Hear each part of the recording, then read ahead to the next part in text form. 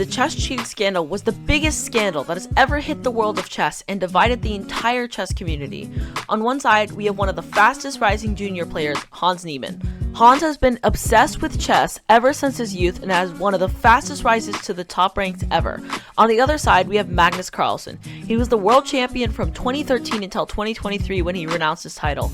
This scandal is the craziest story the chess world has ever seen, and it got worldwide media attention.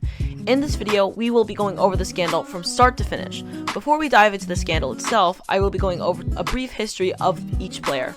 If you want their entire history, I have a video on my channel about Hans Niemann, and my next video will be about Magnus Carlsen. Now, a little bit about Hans Niemann. Hans has been playing chess ever since he was 9 and got to FIDE Master at 13. He dominated at Scholastic Nationals, winning first place multiple times. He tied for first at the North American Youth Championships and got an International Master Norm there.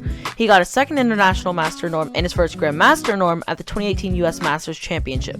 He got his last Norm and became an International Master later that month, continued working towards Grandmaster, but in 2021, the global pandemic halted his progress. He was able to get his final Grandmaster Norm 8 months later at the Charlotte Chess Center.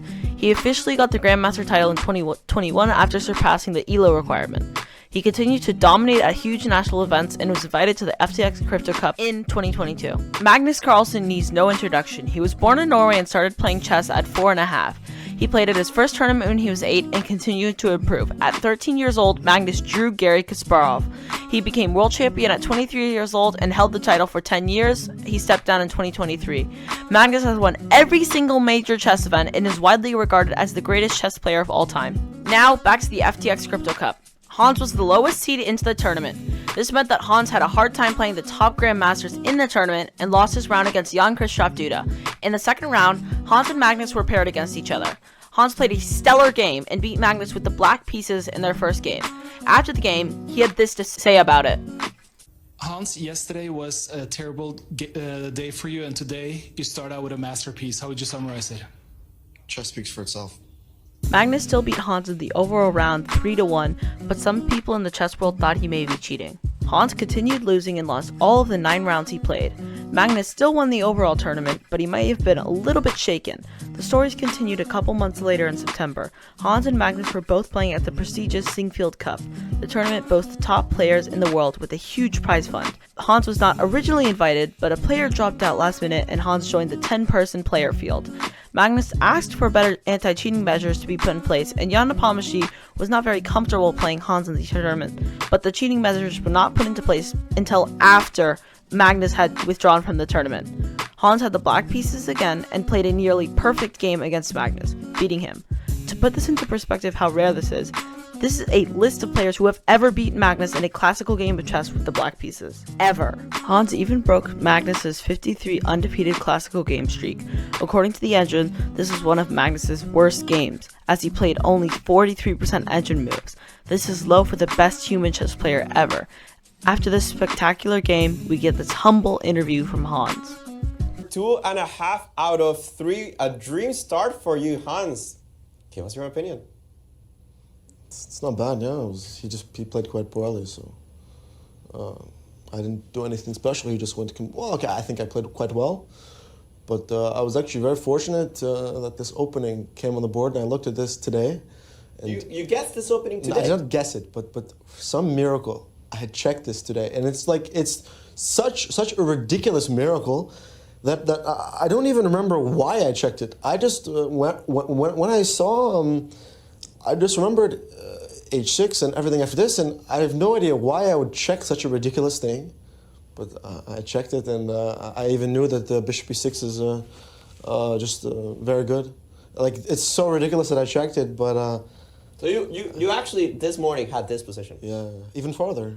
This interview and the game sparked a lot of top grandmasters to comment on the situation. But what happens throughout the interviews and what caused a lot of grandmasters' suspicions is the way that Hans talks through his thoughts and calculations. Typically, when a chess player is talking about a game that they just play, they're talking about very specific lines. Hans doesn't really go in depth as much as a top player at this level would, and some of his calculations even seemed off. I don't even need to show variations, you just look at the position, yeah? Like, okay, let's say, okay, what? The only reason bishop g5 isn't working immediately because maybe f6 works.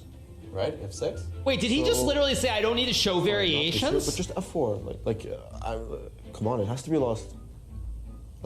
The way that anti-cheating measures are set up right now, if you put your mind to it, it is possible to set up a cheating mechanism, even in very high profile. You know, it's a young man who just pulled off one of the biggest upsets in chess history. I wouldn't have expected him to give a fully buttoned-up interview and analysis, but during the interview, he said that he actually studied the line Magnus played against him beforehand, which was setting off all kinds of alarm bells. Especially when he's streaming or he's playing against someone known like me or Hikaru or someone else. He's commonly playing himself, but in general, when the stream is offline, I have a very strong feeling that sometimes he's improving. He's improving. Yeah, I think it was a strange game. I think Hans played very, very strange moves at some point. Mm-hmm. Okay, knight c5's obviously a bad move.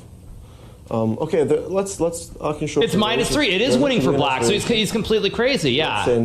Just to be clear, the game itself didn't spark the controversy. It was what Magnus did after. He withdrew from the Sinquefield Cup and left this cryptic tweet. Prefer really not to speak. If I speak, I am in big trouble. In big trouble, and I don't want to be in big trouble. Magnus Carlsen is the biggest name in the chess world right now, and him withdrawing from a highly prestigious chess tournament with no explanation was unprecedented. The internet started to take sides. People analyzed all of Hans's games to try and see if he was cheating, but this was not a one-sided argument. Hans had plenty of supporters. The entire chess community was shocked, and grandmasters didn't even know what to say. I'm at a loss for words too. The tournament went on without Magnus. Magnus and Hikaru didn't explicitly say, I think Hans cheated, but it was implied, and the internet came to that conclusion. Hans faced repercussions from chess.com, and they banned Hans from a tournament. Hans tried to clear the air with this interview.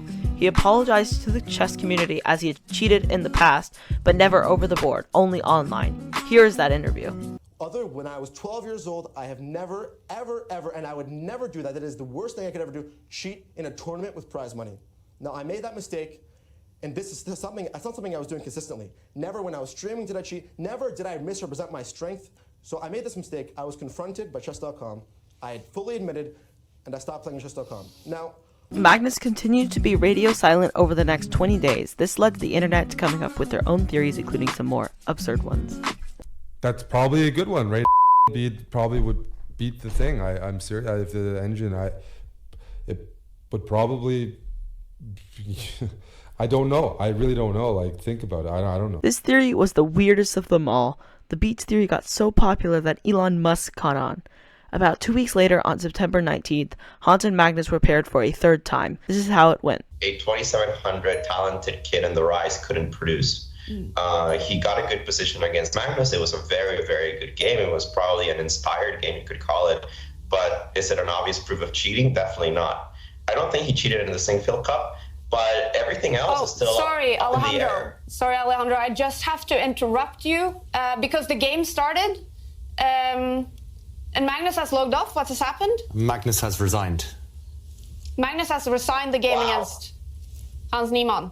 Yes, at least that's what it says in our transmission. He made one move and resigned. Yes, it looks that way. Wow. You look shocked, David. Yeah, I mean, as soon as we saw Magnus appear on the webcam, I thought, okay, we're in for a game. At least this will help things blow over. Let's focus on the chess again. But Magnus still won the tournament and finally put out a statement about the scandal over 2 weeks after the game against Hans. In his statement, he stood his ground. Magnus officially stated that he thought Hans was cheating. Even to this present day, there is no hard evidence that Hans cheated, although there is a lot of circumstantial evidence. Chess.com backed up Magnus and released a 72-page report on Hans. In the report, Chess.com claimed that Hans didn't just cheat twice like he claimed, but likely more than 100 times online. Keep in mind that Chess.com has the best cheating detection software in the world. There is still a huge gap between cheating on some games online and cheating in a super prestigious chess tournament with a huge prize fund against a world champion. After this, Hans continued to play above his rating. He performed well at the US Chess Championships. 2 weeks after Magnus released his statement, Hans revealed his $100 million defamation lawsuit against Magnus, Chess.com, and Hikaru. To give you an idea of how big this lawsuit was, the amount Hans is suing for is more than the combined earnings of all the top 100 chess players combined. $100 million just doesn't exist in the chess world. This lawsuit included complaints about statements made by the defendants that slandered his reputation and caused him to miss out on events that he would have made money from.